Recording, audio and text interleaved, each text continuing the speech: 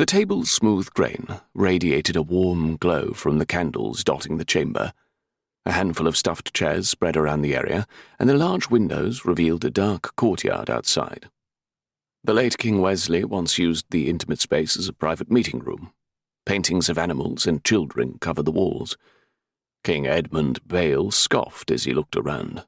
Wesley's taste in decorations betrayed his misplaced sense of compassion. A smaller display table rested against the wall, displaying decorative vases and trinkets. He waited, rubbing his hand across the table's wooden surface, when something caught his eye.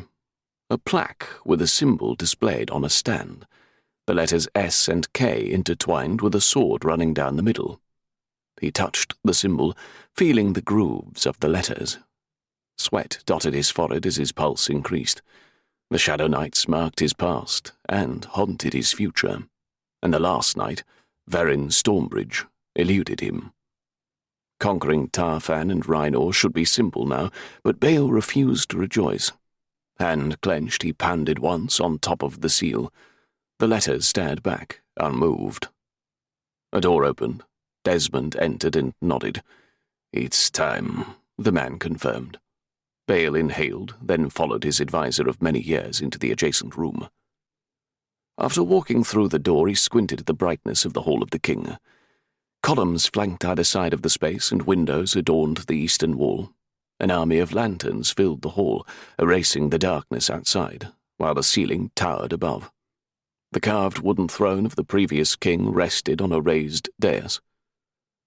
A dull thrum of voices rumbled through the room, but hushed as Bale entered and proceeded to the front of the platform. His metal armor clinked while he moved, its slight metallic scraping the only sound to be heard. Desmond joined his trusted officers Riker and Ceres, standing on one side of the throne. Opposite them, the Feldorians who betrayed their previous king adjusted their feet, flitting their eyes around the room. Bale laughed to himself. They're worried about what I'll do now. They don't even realize what I'm capable of. Raynor Fierro, the newly appointed regent of Feldor, held his chin up, projecting confidence, but Bale saw through the false front. Next to him, Gareth Billings used his cane to steady himself, sword hanging on his hip. Captain Gannon scanned the room, and Brixton Fierro stood straight at the end of the line, eyes darting around the hall. All four of the native Feldorians wore red and black Norshwin badges pinned to their shoulders. Bale turned to look down the hall. In front of him, the remaining captains of Felting's army and the city's high lords rested on their knees, cowering before him. Bale's loyal soldiers guarded them on all sides. Behind them, men and women filled the room, lining the sides and the entire back half, but most looked ready to flee at a moment's notice. Women clutched men's hands, and even a few children grabbed onto their mothers' dresses. Bale smirked. Their eyes revealed the reason they were there. Curiosity.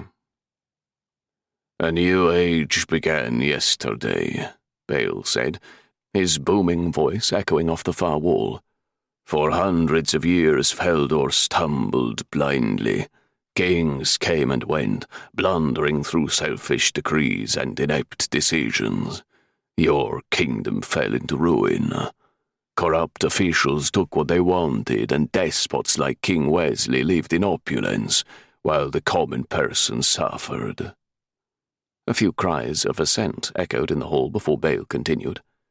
"The people of Feldor deserve hope. You deserve a place to live where your children have an opportunity for a better life. This is my pledge to you. As we unite all of Terranor, I promise to bring greatness again to your land." Mumbles of approval rolled through the audience, accented by a handful of cheers.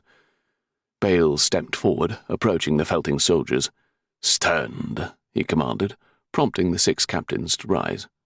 Norshwin troops in black and red uniforms lined behind them. "Are you men willing to pledge your loyalty to Norshua?" The officers looked between each other, faces long and shoulders slumped. They nodded. "Say it," he shouted. "Aye," the men confirmed in a scattered response. A grin grew on Bale's face. "I will look past what came before, and I accept your offers of fealty." To keep listening to this audiobook, I've left you a link in the description so you can do it. at no cost thanks to Audible's 30-day free trial.